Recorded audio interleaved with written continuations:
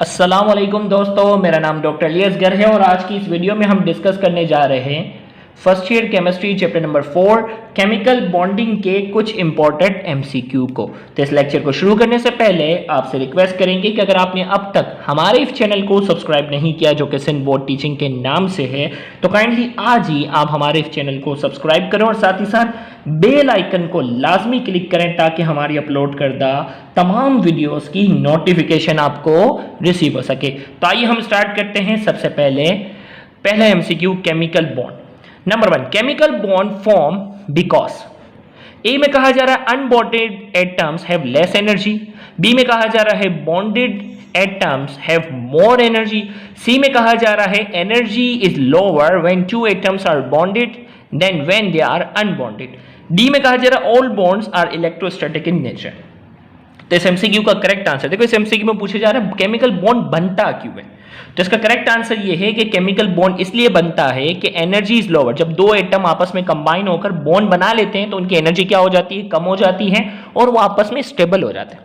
आपस में क्या हो जाते हैं, स्टेबल। तो हमने कहा energy is lower when two atoms are bonded then when they are unbonded. जब वो फ्री होते हैं ना तो उनकी एनर्जी जो होती है वो ज्यादा होती है, लेकिन जब वो आपस में कनेक्ट होकर बॉन्ड बना लेते हैं तो उनकी एनर्जी कम हो जाती है और वो आपस में क्या हो जाते हैं, वो हो जाते हैं स्टेबल। तो हमने कहा chemical bond form because C is the correct answer. Energy is lower when two atoms are bonded then when they are unbonded. जब वो अनबॉन्डेड होंगे उसके मुकाबले में बॉन्ड होंगे तो उस वक्त उनकी एनर्जी क्या हो जाती है, उस वक्त उनकी एनर्जी जो होती है वो कम हो जाती है और वो स्टेबल हो जाते हैं। तो इसका करेक्ट आंसर सी है। Number 2, chemical bonds are. A में कहा जा रहा है attractive force between atoms. B में कहा जा रहा है boundary line between atoms. C में कहा जा रहा है structural arrangement of atoms. D में कहा जा रहा है distance between the two atoms. तो केमिकल बॉन्ड की करेक्ट डेफिनेशन क्या है, A is the correct answer, attractive forces between atoms. Atom के दरमियान जो अट्रैक्टिव फोर्सेस होती हैं उन्हें हमने नाम दिया हुआ है केमिकल बॉन्ड का। इसी तरीके से bond formation is always, bond का जो बनना है ये क्या, कौन सा रिएक्शन है। ए में कहा जा रहा है रिवर्सिबल रिएक्शन, बी में कहा जा रहा है इरिवर्सिबल रिएक्शन, सी में कहा जा रहा है एक्सोथर्मिक रिएक्शन, एंडोथर्मिक रिएक्शन और डी में कहा जा रहा है एक्सोथर्मिक। तो याद रखिएगा बॉन्ड फॉर्मेशन, बॉन्ड का बनना जो होता है वो एक्सोथर्मिक रिएक्शन होता है और बॉन्ड का टूटना एंडोथर्मिक रिएक्शन होता है। ये आगे हमने लेक्चर में डिस्कस भी किया हुआ है। तो bond formation is always exothermic. Number 4, cation and anion in a crystal are held together by। हमें कहा जा रहा है केटाइन जिसके ऊपर जो है वो पॉजिटिव चार्ज होता है, एनाइन जिसके ऊपर नेगेटिव चार्ज होता है। ये क्रिस्टल में आपस में जुड़े होते हैं किस फोर्स के साथ। ए में कहा जा रहा है कोऑर्डिनेट कोवेलेंट बॉन्ड, बी में कहा जा रहा है वैन डेर वाल्स फोर्स, सी में कहा जा रहा है पोलर कोवेलेंट बॉन्ड और डी में कहा जा रहा है इलेक्ट्रोस्टैटिक फोर्स। तो केटाइन और एनाइन आपस में इलेक्ट्रोस्टैटिक फोर्स के जरिए जो है वो क्रिस्टल में जुड़े हुए होते हैं। तो इसका करेक्ट आंसर हमारे पास जो है वो डी है।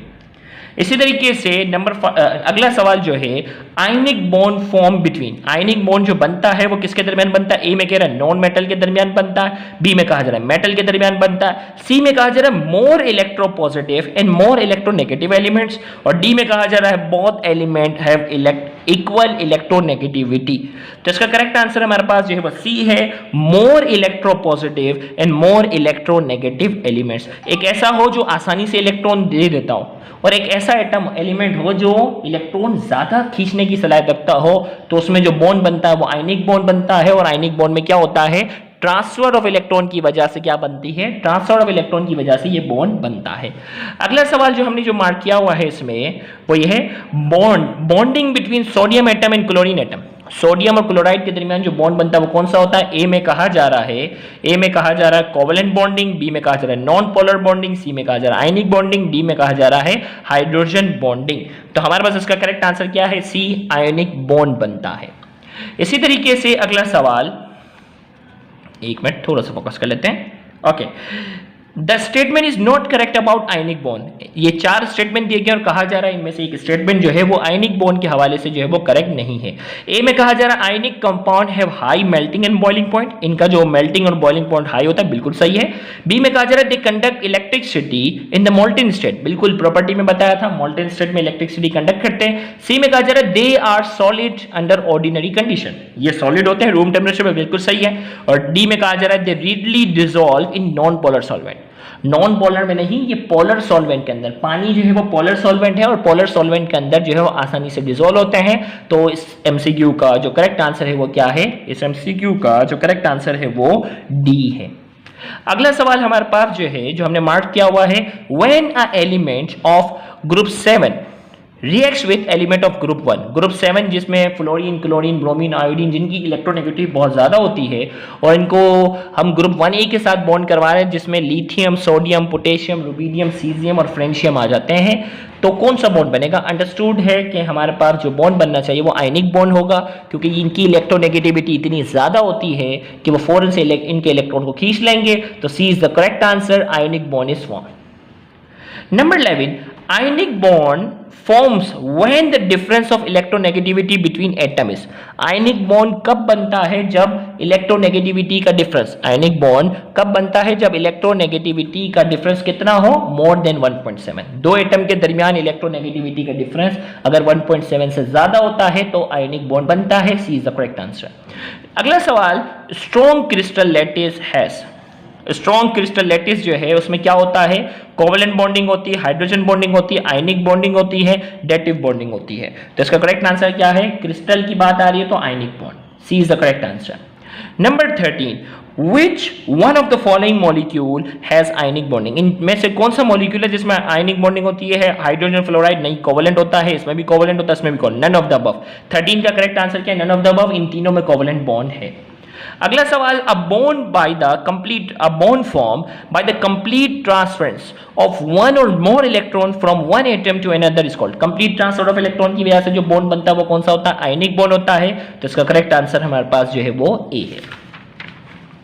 अगला एमसीक्यू हमारे पास जो मार्क किया हुआ है, इसमें कहा जा रहा है the number of proton, electron, neutron in particle A, B and C are given below.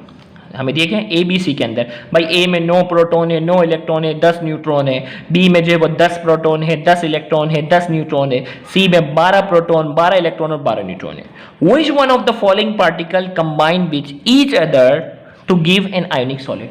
हमें कहा जा रहा है कि इनमें से आपस में कौन ऐसे कंबाइन होंगे जिनका जो बॉन्ड होगा वो आयनिक होगा।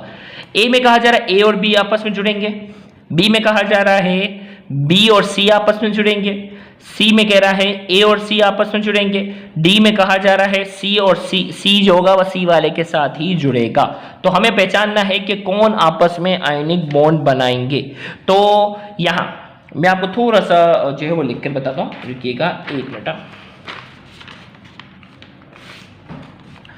देखो भाई, इसमें जो है ना ए की बात करने जा रहे हैं, 9 इलेक्ट्रॉन है ना, तो पहले शेल में कितने होंगे? 2, फिर कितने हैं? 7। फिर इसके बाद अगर हम बात करते हैं बी वाले की ना, इसमें 10 इलेक्ट्रॉन है ना, तो होगा क्या? पहले शेल में 2, दूसरे में 8।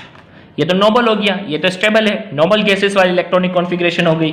ये तो किसी के साथ बॉन्डिंग बनाएगा ही नहीं, इसका आउटर मोस्ट शेल में 8 है, इसको जरूरत ही नहीं है बॉन्डिंग बनाने की, यानी ए की बात हो रही है। और अब सी में जो है वो कितने हैं? 12 ना, तो कितना हो गया? पहले शेल में 2, फिर कितने हो गए? 8, फिर हो गए 2। इसका मतलब ये ग्रुप 2 से ताल्लुक है। और ये जब बॉन्डिंग करेंगे, जब ये दोनों आपस में बॉन्डिंग करेंगे तो मोस्ट प्रोबेबली ये 7 है ना, ग्रुप 7A से ताल्लुक है इसका, इसकी इलेक्ट्रोनेगेटिविटी बहुत ज्यादा होती है, इसके आउटर मोस्ट शेल में 2 हैं, ये 2 इलेक्ट्रॉन बहुत आसानी से लॉस कर सकता है। तो इनके दरमियान जो बॉन्डिंग बनेगी, ए और सी के दरमियान जो बॉन्डिंग बनेगी, मोस्ट प्रोबेबली जो है वो कौन सी होगी? आयनिक होगी। बी तो बॉन्डिंग में हिस्सा ही नहीं लेगा। तो इसी तरीके से इसका करेक्ट आंसर क्या हो गया? A and C. Option C is the correct answer. A और सी जब आपस में जुड़ेंगे तो इनके दरमियान बॉन्डिंग होगी आयनिक। अगला सवाल जो है उसमें कहा जा रहा है elements X, Y and Z have atomic number 9, 10 and 11 respectively. Which statement below is correct? भाई 3 एलिमेंट दिए गए हैं X, Y और Z। पहले का X का जो है वो एटॉमिक नंबर 9 है, दूसरे Y वाले का 10 है, Z वाले का 11 है। ए में कहा जा रहा है हमें स्टेटमेंट करेक्ट बताना है। X and Z do not combine to form a compound. X और जेड कभी भी आपस में नहीं जुड़ेंगे कंपाउंड बनाने के लिए। फिर कह रहा है एक्स और जेड कंबाइन होंगे तो आयनिक बॉन्ड बनेगा। फिर वाई कह रहा है Y form ionic compound with Z.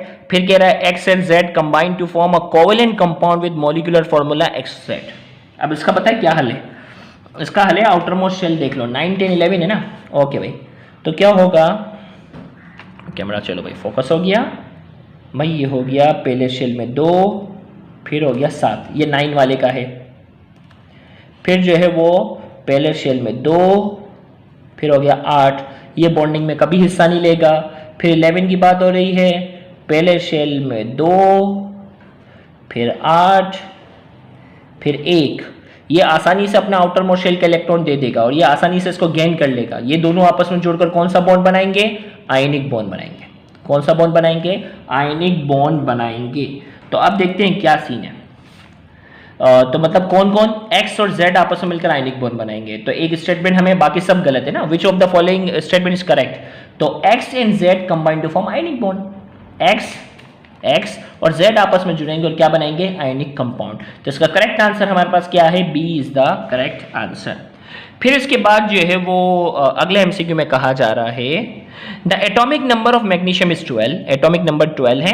When magnesium react to form ionic compound, जब ये मैग्नीशियम रिएक्ट करता है आयनिक कंपाउंड बनाता है। The electronic configuration of magnesium ion is, magnesium ion की इलेक्ट्रॉनिक कॉन्फ़िगरेशन क्या होगी? अब देखो भाई, मैग्नीशियम जो है ना, इसका एटॉमिक नंबर क्या है? 12, पहले शेल में 2, फिर 8 और फिर 2। जब ये आयनिक बॉन्ड बनाता है तो अपने 2 इलेक्ट्रॉन क्या कर देता है? डोनेट कर देता है और ये बना जाता है +2, मैग्नीशियम +2। तो मैग्नीशियम +2 की जो इलेक्ट्रॉनिक कॉन्फ़िगरेशन होगी वो कैसे होगी? 2 और 8, पहले में 2 फिर 8। तो करेक्ट आंसर क्या होना चाहिए? करेक्ट आंसर क्या होना चाहिए? A is the correct answer. पहले में 2, फिर क्या होने चाहिए? 8 होने चाहिए। A is the correct answer. Magnesium atom कहता तो ये होता, पहले में 2 फिर 8 और फिर 2। मैग्नीशियम आयन कह रहा है तो वो तो 2 दे चुका होगा, 2 इलेक्ट्रॉन। तो ए इज द करेक्ट आंसर। पहले शेल में 2 और फिर 8। अगला सवाल हमारे पास है, which of the following statement explain why magnesium oxide has a very high melting point? Which of the following statement explain why magnesium oxide has a very high melting point? इसका melting point high क्यों है?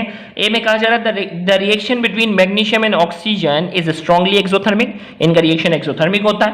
B में कहा जा रहा है the crystal lattice of magnesium oxide resemble that of diamond, हमें कहा जा रहा है इसका जो क्रिस्टल लैटिस है वो डायमंड से रिलेटेड होता है, डायमंड की तरह होता है।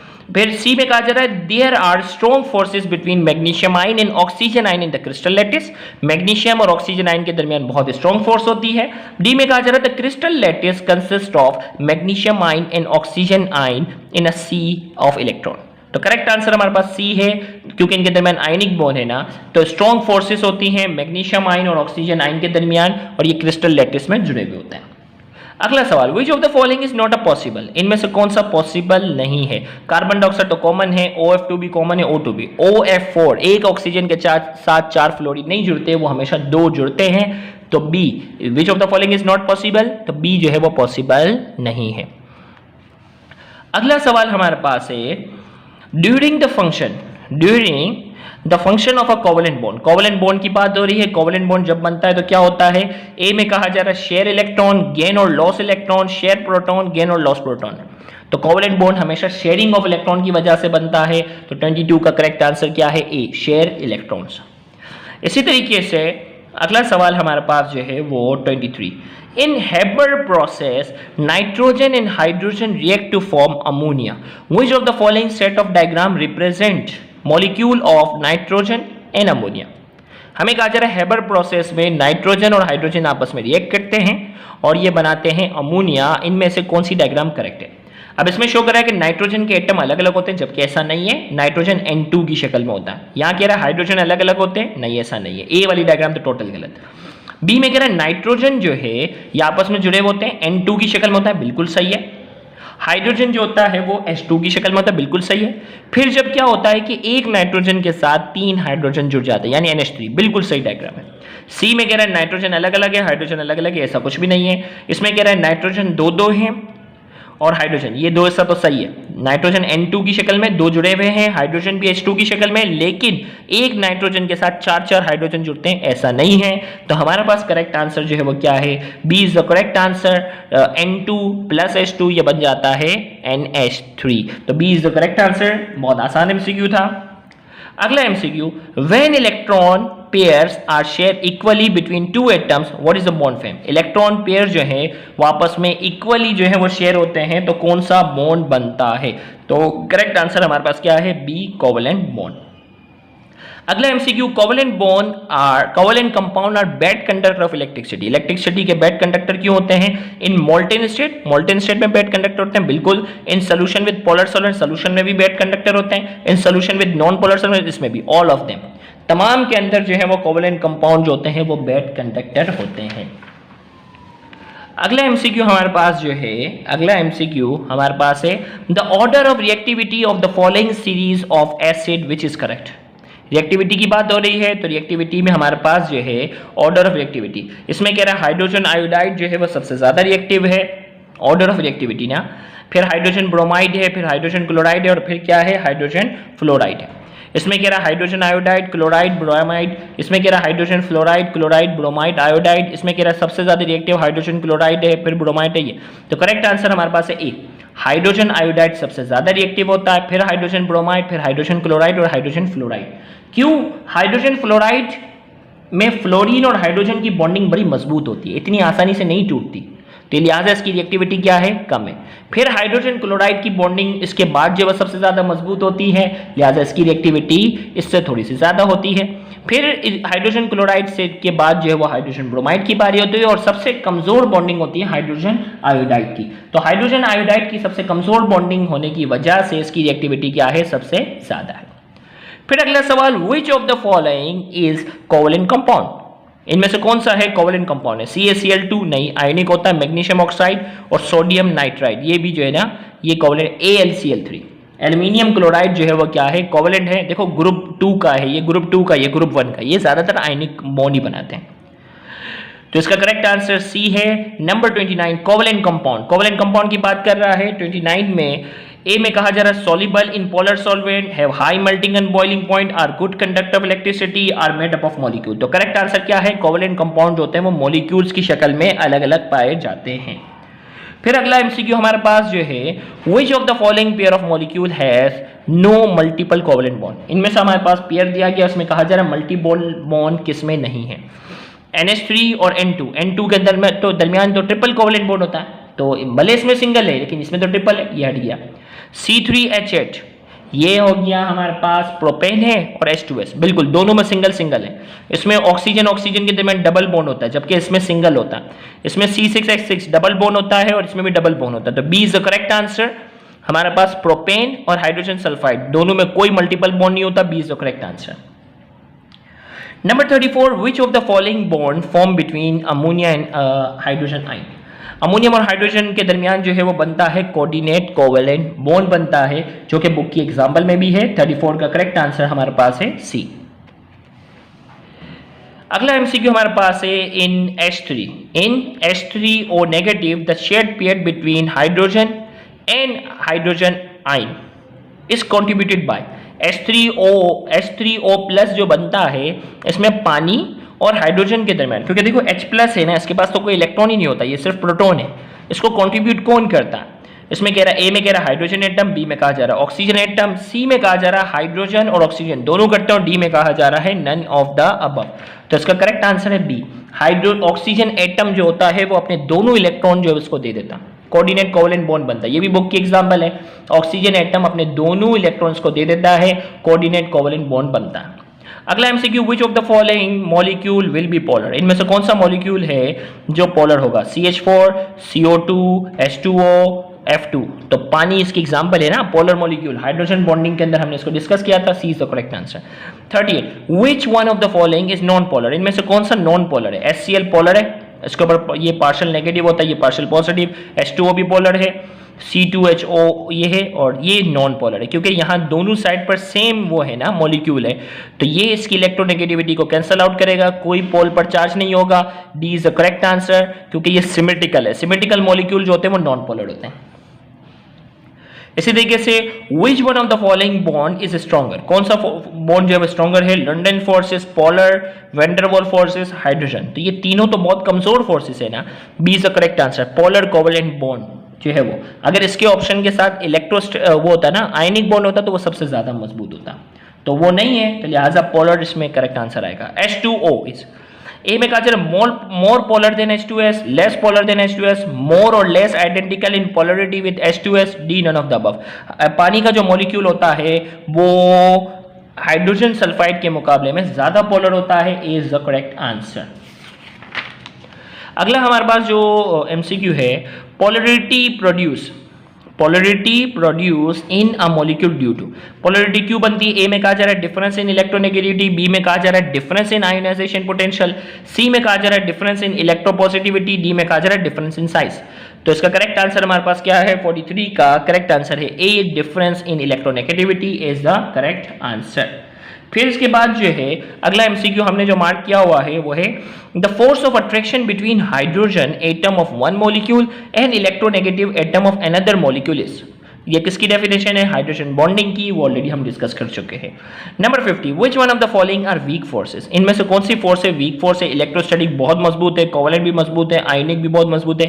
डी वैन डर वाल फोर्सेस जो होती हैं वो क्या होती है? वैन डर वाल फोर्सेस जो होती हैं वो वीक होती हैं। तो करेक्ट आंसर हमारे पास जो है वो D is the correct answer. तो ये हमारे पास चैप्टर 4 के एमसीक्यू का ये पहला पार्ट था। दूसरे एमसीक्यू में, दूसरे हिस्से में जो है वो हम मुख्तलिफ मॉलिक्यूल्स और हाइब्रिडाइजेशन वगैरह को डिस्कस करने जा रहे हैं, तो उस लेक्चर को भी देखना मत भूलिएगा। Thank you very much. Allah Hafiz.